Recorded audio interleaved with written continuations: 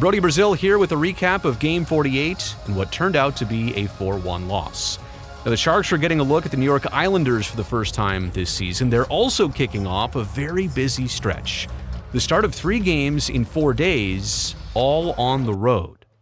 Now, we showcase a lot of the pregame antics and rituals here with these game recaps, but you really need to check out this one. Macklin and Will literally just kicking it. Of course, this is what hockey players do before games. They keep the soccer ball alive. But when there's finally an opportunity, Mac drops his signature move, the silly brainy. There it was. Good camera presence, bud. And then there's William Eklund with so much concentration and focus going on here. He may or may not be listening to Dan Rusanowski on the Sharks Audio Network in those AirPods. I mean, really, we'll just never know. Okay, now let's get to the big takeaway from New York, and it's hard to overlook the illness currently running through the Sharks dressing room. It was Yaroslav Askarov's turn for a start in this one, but both he and Timothy Liljegren out due to health. And team goal leader Tyler Toffoli took warm-up in this game, but he was a late scratch due to a lower body injury. And the jabs in this one didn't really begin until the halfway point of the game, and when you're not scoring, there's just so little margin for error. The Sharks' turnover here leads to a goal on the other side. Matthew Barzal with the power move to finish on the rush. And then a couple minutes later, Barclay Goodrow successfully entering the zone and just throwing this puck through traffic from the half wall. Kind of caught everyone off guard.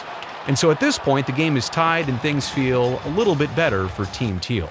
But then, less than a minute later, Brock Nelson unties it as he found a nice seam, and Kyle Palmieri found him. And this is where the Islanders took a lead in this game for good. But then, with 30 seconds left in the period, the backbreaker. When Noah Dobson's one-timer is deflected and kind of changed directions at least 2-3 times here, to beat Georgiev, it just kind of felt like the game might have been decided right at that point. Down 2 with 20 minutes left to play for a Sharks team that was being outshot 24-11 at that time. And that is headline number 1, the Sharks simply lacking in shot volume across their last 6 periods. 6-2 and 11 for a total of 19 pucks on net last game in Columbus. And on the island, 4, 7, and 8 for a total of 19 against New York. That means the Sharks have failed to reach 20 shots in a game only 3 different times this season, and all 3 of those occasions have now happened in their last 5 games. Quality of shots will always matter more than quantity totals. However, the last few games, it just feels like San Jose is not forcing the issue with the puck. And then they're putting a ton of pressure on their own goalies to try and be perfect and win a game.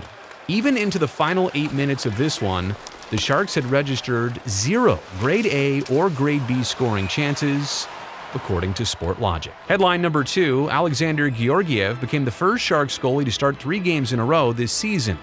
And while that was out of necessity tonight, it's not like number 40 hasn't been earning more opportunities. In the month of December, Georgiev had an .869 save percentage with both the Avs and Sharks, but here in January, that's gone up almost 50 points to .914 through his first 4 starts. While allowing 4 goals in this game is not always a recipe for victory, Georgiev was under pressure a great majority of the first period. And without his perfection early on, this game could have unofficially been decided in the first 20 minutes. So if the evaluation is giving your team a chance to win, Georgiev at least bought them time through the first 40 of 60 in this one. Fortunately, by now, the Sharks have adjusted their body clocks to East Coast time, but their travels are about to get tested. Monday, it's a 10 a.m. Pacific time puck drop from Boston. Then on Tuesday, a night tilt from Nashville, so lots of hockey and not a lot of time for recovery.